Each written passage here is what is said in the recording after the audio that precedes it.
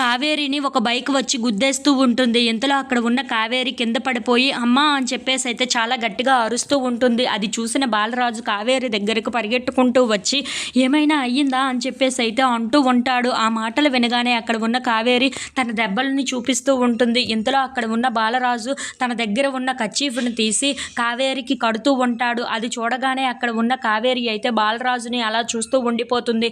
ఇంతలో అక్కడ ఉన్న కావేరిని చూసి ఏం జరిగిందా, నొప్పిగా ఉందా అని చెప్పేసి అయితే అడుగుతూ ఉంటాడు.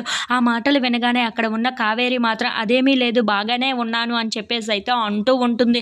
ఇంతలో అక్కడ ఉన్న వాళ్ళందరినీ అయితే బాలరాజు పంపించేస్తూ ఉంటాడు. అది చూసి అక్కడ ఉన్న కావేరి మాత్రం నాకు ఇప్పుడు బాగానే ఉంది, నేను కూడా వెళ్తాను అని చెప్పేసి అయితే అంటూ ఉంటుంది.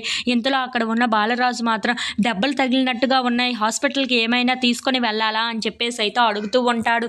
ఇంతలో అక్కడ ఉన్న కావేరి మాత్రం అదేమీ అవసరం లేదు, అన్ని చిన్న చిన్న దెబ్బలే కాబట్టి పర్వాలేదు అని చెప్పేసి అయితే అంటూ ఉంటుంది. ఇంతలో అక్కడ ఉన్న బాలరాజు కావేరిని చెయ్యి పట్టుకొని మరి పైకి లేపుతూ ఉంటాడు. కావేరి ఫోన్ రావటంతో ఎవరో ఫోన్ చేస్తున్నట్లుగా ఉన్నారు అని చెప్పేసి అయితే తన హ్యాండ్ బ్యాగ్లో నుండి ఫోన్ తీస్తూ ఉంటాడు. ఇంతలో అక్కడ ఉన్న నెంబర్ని చూసి ఒక్కసారిగా షాక్ అయిపోతూ ఉంటాడు. ఇదేంటి దేవా నెంబర్ లాగా ఉందే అని చెప్పేసి అయితే కాల్ లిఫ్ట్ చేస్తూ ఉంటాడు. అది చూసి అక్కడ ఉన్న కావేరి అయితే ఒక్కసారిగా షాక్ అయిపోతూ ఉంటుంది.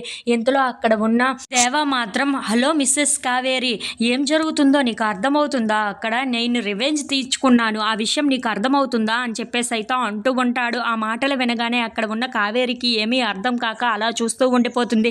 నువ్వు నాకు నిన్న చెంప దెబ్బ కొట్టావు కదా, అందుకే నేను నీకు ఈరోజు చావు దెబ్బ కొట్టాలనే ఇదంతా చేశాను అని చెప్పేసి అయితే అంటూ ఉంటాడు. ఆ మాటలు వినగానే అక్కడ ఉన్న బాలరాజుకి చాలా కోపం వచ్చేసి దేవ ఇంటికి ఆటోలో వస్తూ ఉంటాడు. ఇంతలో అక్కడ ఉన్న దేవ ఫోన్ మాట్లాడుతూ ఉంటాడు. అలా అక్కడ ఉన్న బాలరాజు లోపలికి రావటంతో అది చూసి అక్కడ ఉన్న దేవ అయితే ఒక్కసారిగా షాక్ అయిపోయి ఏంటి వీడొచ్చాడు అని చెప్పేసి అయితే తన కాలు మీద కాలు వేసుకొని మరి ఏంటి ఇలా వచ్చావు అని చెప్పేసి అయితే చాలా అడుగుతూ ఉంటాడు. ఆ మాటలు వినగానే అక్కడ ఉన్న బాలరాజు మాత్రం చాలా కోపంగా దేవ వైపు చూస్తాడు.